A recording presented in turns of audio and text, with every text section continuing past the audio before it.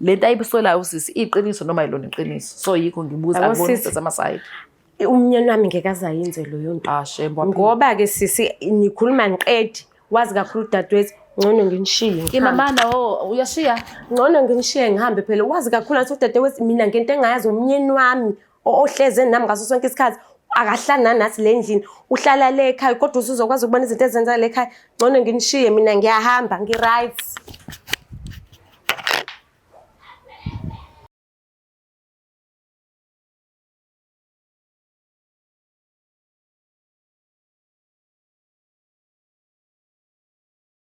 Ngiphinde ngithathe le thuba ngibingelele mbukelo weBlack Life TV. Isiqephu sethu sithi izinkinga zomndeni with myself uMlangeni uMagasela. Engikhohliwe ukuthi kubalekile lama episodes amanye kade ngiwenza bafethu. Please make sure you press subscribe, like, share and comment lapha yana bafethu ungalenzi iphutha. Ama comments enu ngiyawabuka bafethu siyafunda. The only reason enza usisinga ingophela maningi kakhulu so sibonga kwabanye abanye sigcine singabonganga kodwa kubalula kakhulu ukuthi subscribe. Cela ukusesa leli thuba ngibingele luma seduze kwami uzobe sesitshela ukuthi ufisa simsize ngani khona la Black Life TV. Sawubona mawunjani? Ngiyaphila kanjani? Ngiyaphila ngicela ubingelele umbukelo weBlack Life bese uyazisho ukuthi uba wakaba ufisa sikusize ngani. Ngiyabingelela kaBlack Life. Igama lami nguPuleng oKanyaphudi. Okay. Yes. Ufisa sikusize ngani mawami? Ngisizwa ngomntwana ongugogo wakhe mina futhi umamkhulu. Umamkhulu noma ugogo? Kwafana ke sesijwayele ukubiza kanjalo ke umamkhulu. Uma wakhe nalamana. Siyalamana uma wakhe. So silamana kanjena ke ngithola inkinga enkulu ngokuthi umntwana wahlukumezeka. Kanjani manje? Kahle kahle iqiniso ngilithole sekulate ukuthi kwenzakalani ngoba uma wakhe noma ngathi ngiyambiza ke umntwana ukuthi akeze kumina ngifuna ukubona ukuthi inenzakalayo akavumi naye. So umntwana ubukeka sengathi ukhona ingxaki yokuthi ke ukhona stepfather if I don't make mistake kodwa njena ke ubaba wakhe ke ngisho kanjalo ke unokuthi njena ke nokube izingane. Okay. So yona nje ingxaki enginayo ngihlezi nje ngingazi ukuthi ngingenza kanjani ngoba manje udadewethu akavumi ukuthi njena ke sikhulume lento kuhlanganisa ukwazi kubona ukuthi neke nomntwana singamsiza kanjani ke umntwana usevele njena abe nenhliziyo encane kube umntwana nje uhlezi ekhuluma yedwa manje ngakamboni nina manje khona nje akakhulumi. Ukuthi uyasaba mangicabanga ukuthi ukutheneke unenkinga efana nalena ibhlungu ngempela ibhlungu lento ngiphatha kabuhlungu ngendlela emangalisayo ukutheneke umntwana useza angazi ukuthi nasesikoleni uyenza kabi akasabenza umsebenzi wakhe sesikoleni ngendlela efanele ngenxa yokuthi njena ke lo engingakwazi mina ukutheneke umthola nini kodwa manje nomntwana uyasaba ukusho. Okay mama. Kodwa wakakhuluma nodadewenu wambuza ngalolu daba? Ngeke ngakhuluma naye. Wathini? Kwaba umuntu oshuta phezulu ukuthi ayikho lento enjalo ayikho lento enjalo futhi ke mina kusho ukuthi ngoba ngingamfuni umyeni wakhe ushadile. Yebo. Bashadile. Yebo. Bahlala ndawonye. Kodwa usisi wakho afika nengane? Yebo wafika nalo mntwana. Ubaba yena kanazi ingane ngaphandle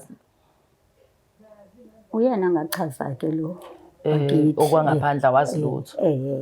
Kodwa nje okwaziyo ukuthi ustepfather uyamsola ukuthi unokube izingane ngokucansi kakhulu ngoba umntwana ubonakala isaba ngaso sonke isikhathi khona mangayenzeka ukuthi njena ke angene bekhona la uyambona nje eshwabana usho ukuthi njena ke manje manje ngizama ukumbuza umntwana naye ukuthi njena ke kwenzakalani ke naye usho ukuthi usatshisiwe ngoba uyasaba. Yaza sensitive indaba kodwa senze kanjani azama ukuthola yena udadewenu qala yabo singambiza umntwana sibuthola udadewenu uzama ukuthola kuyena ukuthi kwenzakalani. Ngicabanga ukuthi nalokho kungaba impendulo mhlawumbe akayichaza kangcono ke ngoba kodwa njena naye ke nje kokwakhe nje uhlezi njena ke hash umntwana. Yo, mucabanga nawe uyazi ukuthi ingane yani ukubezwa muyicabangela nje. Ngokucabanga kwami ngicabanga ukuthi kungenzeka ukuthi uyazi ngoba akwazi uvika ngalela ndlela avika ngayo. Yena ukuthi njene-ke umyeni wakhe nje uma ngisho ukuthi ke le ngane mayibona kuze ngilandele mayibona lo baba lo iyashwabana. Yabona ukuthi nje iyasikwizeka ubona ukuthi iyasaba nje lento engangafuna ukuyilandela ukwazi ukuthi kungani ekhombisa ukusaba lo stepfather. So yona into engilethelana ukuthi njena ke mhlawumbe ngathola usizo. Okay, ngiyakuzwa sithanda sami azama ukuthola usizo. Umbukelo Black Life TV uyamuzwa kuma uchaza udaba lakhe ukuthi kunodadewabo ushadile uganile. So into ayisolayo ukuthi uhusband unukubeza ingane kodwa ingane ifike nodadewabo emshadweni if ngizwe kahle. So manje la into ayibukayo ukuthi lengane ngathini ukubezekile ngokucansi and nangendlela ebehavior ngayo nangendlela ethula ngayo nangendlela kwenzeka ngayo akafisa udadewabo ukuthi babe khona bona bavakashe kulamo. So lokumenza ukuthi asole usikhontero ngenzakalayo and nakhona ucabanga ukuthi udadewabo uyazi ukuthi khona into eyenzakalayo kumntwana. So engifisa ukwazi ke mina ukuthi ngempela lokho kushow manje insolo zakhe eziqiniso yini ngempela. Engizozama ukwenza ukuthi sicela ithimba lisondezele udadewabo abe khona la usisi azochaza yena udaba ukuthi ngempela le insolo zadadewabo ziqinise linganani asenze kanje simlando usisi.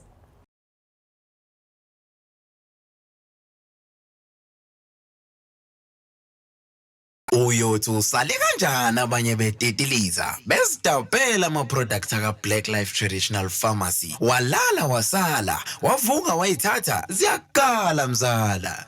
Welcome back mbukelo Black Life TV isiqephu sithi inkinga zomndeni with myself Mlangeni Makasela. Uma ukasichazela kudaba ukuthi yena kunosisa alamana naye azele yena la afisa ukuthi amchazele amtshele ukuthi yini ayibonayo noma yini ayisolayo noma yini engamphathi kahle. Ufisa ukuthi basizane njengomndeni basizele inkinga zomndeni bafethu babona bazoya kanjani phambili ngalento and ilikwazi izokwenza kanjani ukuthi ilungiseke. Mina Mlangeni Makasela ngithathele ithuba ngibingelele wena dadewethu sawubona njani? Sawubona njani? Saphila. Sicela ubingelele nje umbukeli bese yazisho ukuthi ubaba kababa. Sanibonani babukele njani? Ngonompendulo khanyele sibongo sami. Ya nompendulo. Yebo. Ngithi mina u right ke kodwa. Ngiright kakhulu njani wena? Ngiyaphila husband. Ukhona.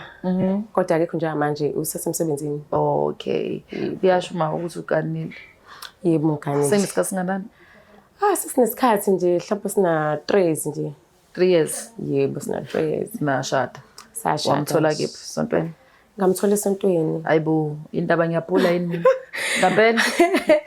Hayi ngingasho ukuthi uyabhula ngamthola esontweni nje usindiseni ngamthola khona. Oh, so nje ni right. Serathi kakhulu nomnyeni wamashot ngalutho Nkosi yami. uNkulunkulu nje usigcinile. Siyabonga haleluya. Amen. So ninaye ulokhuza umntwana noba uthu? Cha asinawo umntwana soba u2. Nginomntwana mina ngafika naye emshadweni wami asinawo soba u2 naye. Yena unaye? Unazi ingane kodwa zihlala kubo kwamawazo angihlali nabo. Ba u2 abafana nomuntombazana. Intombazana nomfana mina owami intombazana. Wena uhlala naye wakho? Ngihlala naye wathi nje akanankinga nomntanami. Ubaba kaMntwana kho yena uphi? Akekho usiguli. Oh uyaphila? Yebo uyaphila. Oh okay. Ya support na cooperate no aka support nje akenze lutho nje ngiyamthatha njengomuntu ongekho ngoba empelweni ingane ayenze lutho ngizingisizo yena umnyeni wami nami intweni eziningi nje yena ongisizayo. Okay. Yazi nasingageqa amagoli asinikeze ithuba uma mkhulu udadewena ngithi? Yebo udadewethu. Okay. Ma cela umchazele ukuthi le ntathu ngichazela yona ukuthi wayisibhalela Black Life. Siswami isizathu sokuthi ngizela ngibhalele iBlack Life ukuthi nginenkinga ngomntwana lo wakho. Ngisengilandele kaningi ngifuna ukwazi ukuthi yini le menza ukuthi umntwana angabe free. So ngize ngalandelisisa ngaze ngathola ukuthi umntwana unenkinga. Ngazama ukukhuluma naye ngifuna ukuzwa ukuthi unani wanqaba wathi usaba uma wakhe. Umntwana kodwa ngagcina ngitholile ukuthi umntwana uyadlengulwa. Udlengulwa ubani na ongumyeni wakho. Isona isizathu esingenza ukuthi ngize la. Ngoba manje nake mangithi ngizama ukuthi umntase ake sikhulume ukuthi njena ke uvela ushute phezulu ukuthi nje umntana omyeni wakho akasuza ukwenza lokho. So nesizathu singithula. Nangudadewenu ekhuluma udaba olukhulu uyayazi into enje? Angiyazi. Uyamkholwa kodwa ngithi amuzi uthini uney'nsolo naye akasho ukuthi kuyenzeka kodwa singezwe iqiniso kuwena mhlawumbe khona into ekanjalo kuyinothise kumntwana ezikushintsho. Udadewethu angimkholwa lokho akushoyo. Ehe. Angimkholwa mina umnyeni wami ngiyazi akwazi ukwenza lokho. Umnyeni wami usindisiwe umuntu kaNkulunkulu omsabayo uNkulunkulu. Lokho udadewethu ukuthi akushoyo ukuthathaphi angazi. Angikholwa nje lokho angitshela kona. Ave mhlawumbe enomono nokuthi ngishadile. Ya ngiyabona. Ngoba phela akashadile yena. Ya. Mhlawumbe ufuna naye uhlala ekhaya njengaye. Uyabona nje lento ayikhulumayo ufuna ukungidibhizela umendo wami. Ehe. Hayi ufuna ukungichithela umendo wami. Angikwazi lokho akushoyo. Angikwazi. Uyamphikela nje ubaba. Angiyamphikela Nkosi yami ubaba. Uma ungasuthole ngempela kuthola ukuthi ingane izofika isho ukuthi ehe ma ubaba ulala nami ungazizwa kanjani nalokho ngenzani ngomendo wakho. Uyabona sisi ukuthi ubaba kwami ngiyamazi. Ehe. Ngiyamazi ubaba kwami angeke nje le ngane yami engizalayo uyithatha njengengane yakhe. Le ngane yalahle ubaba wakhe ikhuliswa yilo baba usangayidlengula manje. Awungiphi ngiuphinde umbuzo wami Sithando yeso. Mengase kuthiwa kuyenzeka. Tholakala ukuthi ngampela lokho okusolwayo kuyiqiniso ungenze njani ngomshado wakho? Hey. Kunganzima kakhulu kodwa nje umnyeni wami hey Ulwa nomyeni wakho. Hayi umnyeni wami angiboni umuntu ongayenza loyo nto. Angiboni ngendlela. Ayo uyazi akuyena nomuntu ochitha isikhathi lendlini. Ngaso sonke isikhathi hleze semsebenzini. Mhlawumbe uzoba right ngama weekend ngesonto sihamba sesontweni. Kuye kwenzeka asale nengane. Mengabe mhlawumbe ezongena lethe emsebenzini uyasala nengane kodwa kube isikhashana esincane ngoba ingane isukuphuma esikoleni. Ehe akuyona nje into angayenza. Akaze nje wena emzini wakho uthola ukuthi awukho yesitolo uye mall basela ingane ishiye ekhaya nobaba usekhaya. Kuyenzeka lokho ngoba phela base behleli nobaba wabo. Kuyenzeka noma mhlawumbe ngi-attend emasontweni. Yebo ubuyi-attend isonto engekho baba. Yebo ngosuku lo mama nje ngolwesini ngiyahamba ngesontweni. Ngiyakuzwa ke manje Jomo. But ingane mingafika la ithi nokubezekile ngoba uma mkhulu ukhala ukuthi ingane indlela yenza ngayo iyakhombisa ukuthi khona i-disturbed kahle kahle. Hayibo wena sisi wasumlalanga udadewethu. Wazi ngani ukuthi njengoba ekhuluma nje ufuna ukuchitha umshado wami nomnyeni wami wena sesikahlahle ususade nodadewethu manje. Angisayidi naye ungizwe kahle ngibuza ngifuna ukuthola ama-positive because i-rape phela into sensitive Sithando. Asikwazi ukuthi singavumela ingane ukuthi zidliwe ngulu. Nakhona mekhona umuntu osolayo ukuthi ingane iyanukubeza fanele sithathe serious leyo nto. So angikwazi ukuthi ngilandele ukuthi wena ngoba ufila nje ngowasibhendi wakho. Yabo? Uyayizwa into engichazayo. Fanele ngibhekelele ukuthi umntwana ngampela yena. Lento ayibusolayo usisi iqiniso noma yilona iqiniso. So yikho ngibuza akubona ukuthi amasayidi. Umnyeni wami ngeke azayenze loyo nto. Shembo. Ngoba ke sisi nikhuluma niqedi wazi kakhulu dadewethu ngcono nginishiye. Mama uyashiya? Ngcono nginishiye ngihambe phela wazi kakhulu ukuthi dadewethu mina ngento engayazi umnyeni wami ohleze nami ngaso sonke isikhathi akahlala nathi lendlini uhlala le ekhaya kodwa usuzokwazi ukubona izinto ezenza le ekhaya ngcono nginishiye mina ngiyahamba ngi-right.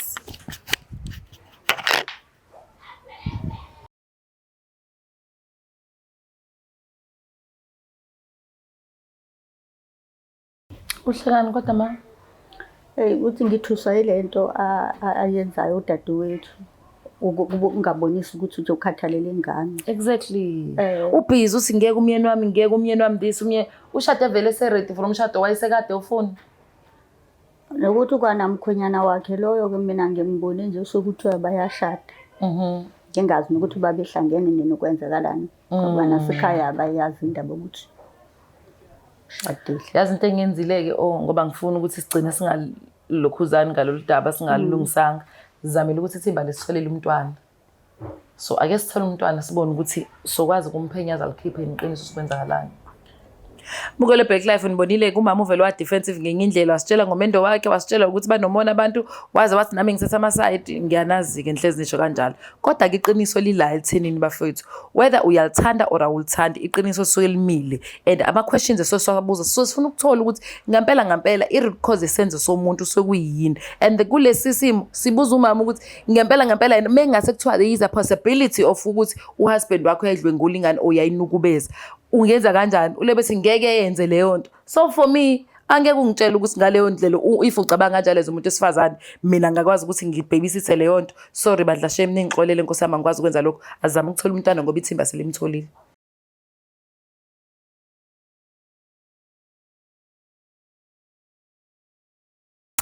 Siphinde sikubingelele mbukeli eyo Nkosi yami lolu double sensitive ngendlela esimangaliso and izinto esezenzeka la yayibona nje ukuthi zizinginyusela ngoshukela kwayimina oh my goodness I don't have ushukela anyways ake ngithathe letho ukubingelele mntana njani Ngiyaphila. yebo uba igama lakho Sisando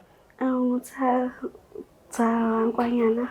oh Tha uthandi Mabiza siphela Uthandazile Nkwanyana. oh Uthandazile ufunda basithanda Ngifunda grade 9 ngiphasile. oh kade ufunda grade 8 uhlala noma no uhlala okay uhlala noba ekhaya Ngihlala nomama stepfather. oh Sando so kunembuzo sifisa ukubiza yona ukhululeke yeso angithi uyazi ukuthi yena uma uyintombazana akekho umuntu wesilisa ofanele akuthinte la uchama khona ubaba wami kuthiwa wayimbiza ngonkosazana mina ngikhulule ibizwa ngonkosazana so ngimbiza ngonkosazana wami akithi awakabi boyfriend unayo boyfriend Anginayo. oh awukazi nje ulale nomuntu wesilisa akekho umuntu wakakuthinta Ayakekho. nihlelisene kanjani lapha ekhaya nobaba noma Akuhleli kahle. kumnandi Akumnandi. ubaba uyasonta noma Siyasonta nje No. nomama. Siyasonta. uma engekho uma uhlale nobaba Ngihleli nobaba. akaze akuhlukumezi nje Hayi kulutho. ngiphatha kahle nje Asiphatha kahle. ukwenzela yonke into Tha ukwenzela yonke into baba njengengane yakhe Njengengane ngenzela into engicelele angenzela. wagcina nikuvashela umamkhulu uthi asavakasha Asekudala ngikagcina. indaba Hayi baba athi ngavakashe yabo sengihleli naye. unaba abangani Abangani bagcina esikoleni. oh uyathini ubaba uyabaxoxela ukuthi abangani bakho ungabaxoxeli zonke izinto baxoxele ezinye Hayi baba nje khulileka nje ungahamba ubuye lesikhathi. Ngakweqela isikhathi hayi kuyaphoqa umanje ujela ukuthetha. Hayi kodwa ubaba uya-understand understand. uyashumayela yini ubaba esontweni pho Awuyashumayela. ngampela noma Hayi umaze gxume nje impela esontweni. awu Nkosi yami so nje wena nje ingane ekhulele enkonzweni haleluya siyabonga manje ke umamkhulu khona into asibhalele yona la esensitive ngendlela isimangaliso sisano sami Yini le Nkosi? umamkhulu uthi yena uney'nsolo zokuthi wena awusenzi kahle esikoleni ngenxa yokuthi i-contact disturb ekhaya noma mhlawumbe into eyenziwe ubaba engekho right Hayi kuhamba kahle esikoleni. Hayi uyaphasa kuyaphaseka.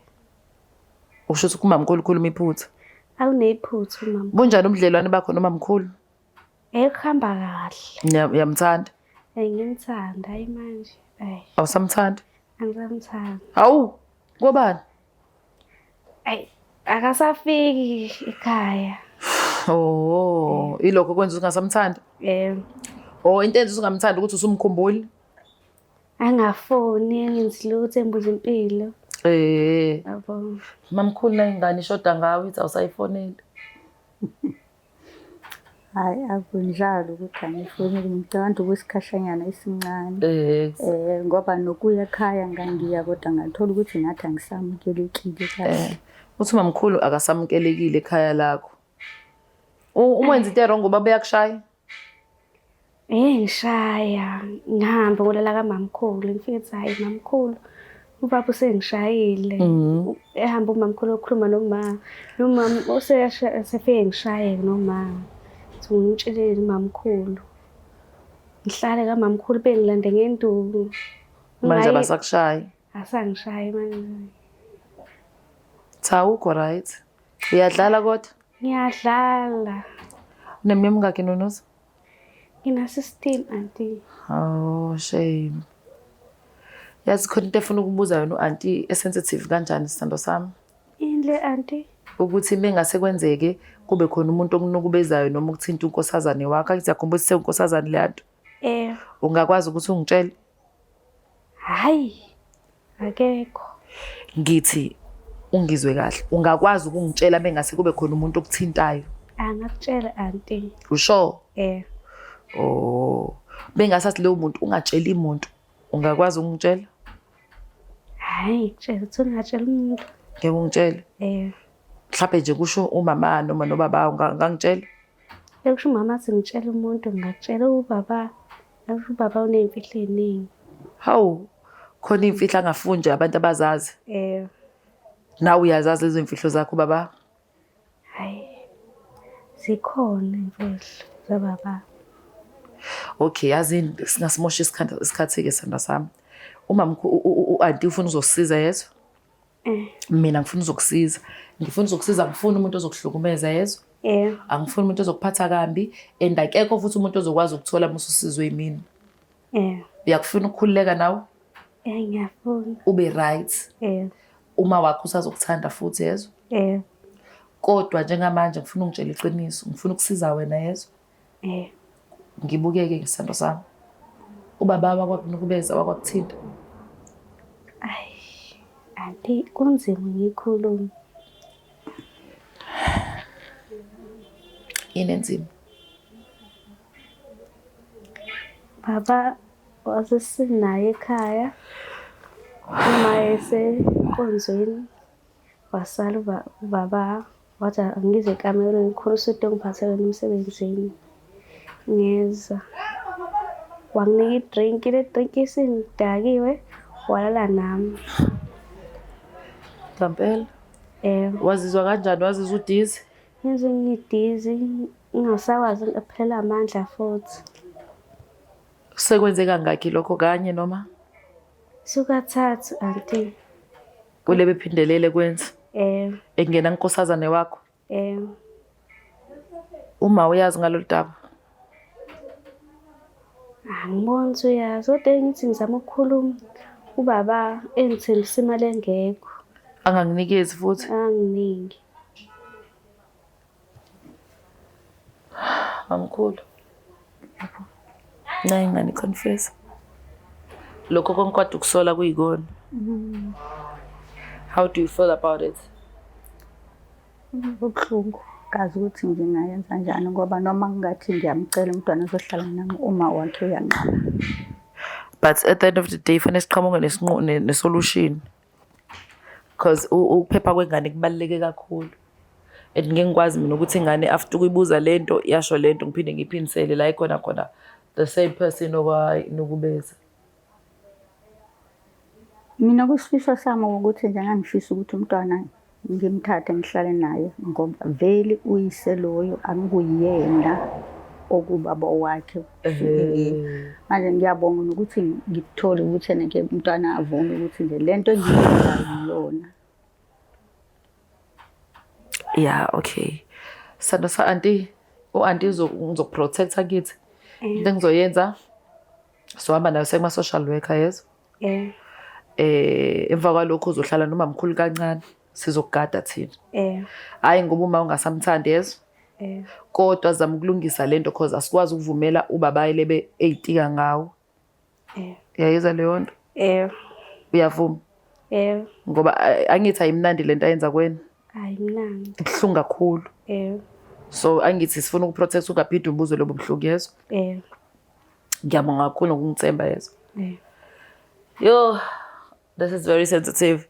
Mbukelo Black Life, umntwana ukwazi ukuthi agcine ekhuluma iqiniso, asho ukuthi uzizwa kanjani, asho ukuthi kwenzakalani. Ofisha umama mephika, kanti umamkhulu konke lezi zinto lade nazo meziyiqiniso. Into esizama ukuyenza-ke niyazi-ke imigudu yokulandelela lezi indaba ey'nje, ama-social worker, i-case ifanele ivulwe and umntwana afanele aphephe la azoba khona, ngoba asivumi ukuthi kube khona ingane ezonukubezwa, more especially umuntu emthatha njengobaba, because le nto i-destroy ingane impilo yayo yonke, ngephinde kwasani umuntu wesilisa okokuqala, and ngasakwazi ukuphinde a-enjoy izinto ey'right ngoba use-experience embi eqala emncane, engamazi umuntu wesilisa kodwa kunomuntu omdala oyidika ngayo, not once not twice but sewenze kwaze kwaba kathathu. And uma sithula kanje umamkhulu azange afike mezoba unkosikazi wakhe wesibili, kusho ukuthi mezolala nomama alale nengane. Siyabonga kakhulu mamkhulu ukuthi uthathe isinyathelo sokuthi usifonele ka-Black Life sikwazi ukuzokusiza. Nkanami. I'm so sorry. I'm so sorry. This is very sensitive. Umamkhulu uyakuthanda yeso. Yabo ukuthi umamkhulu ukuthanda kanjani ukufanele usizo? Yebo. Usuzomthanda ngithi? Angithi uzohamba ohlala naye? Ngizohlala naye. Mamkhulu, she's even crying manje ngophathe kambi indaba yakho ukuthi kunomuntu odlala ngawo. Ungaphinde uvumele umuntu eze kuwena yezo. Ngisho noma kuthiwa ukuthembisa imali enganani ungayenzi lento umemeze. Okay? Ngiyabonga Sandra. Mkhulu Black Life TV kwaze kwa sensitive kwaze kwanzima but it is what it is. Okubalekile sizozama ukusiza umndeni, sizozama ukusiza ingane, and hopefully umama uzokwazi ukusilalela after esethola iqiniso ukuthi lo baba lebeya naye enkonzweni kwesisikhathi nami ehambe inkonzo zabantu besifazane, inkonzo zomama ngolwesini, ama-home cells, ubaba usalayite-ke ngengane yakhe, not once not twice not kathathu. And can you just imagine as a woman umuntu alale nawe aphinde ayolala nengane yakho ezalayo? Yo, kunzima eSouth Africa bafethu. Anyway, let me waste time, let me love and leave you guys. I'm out.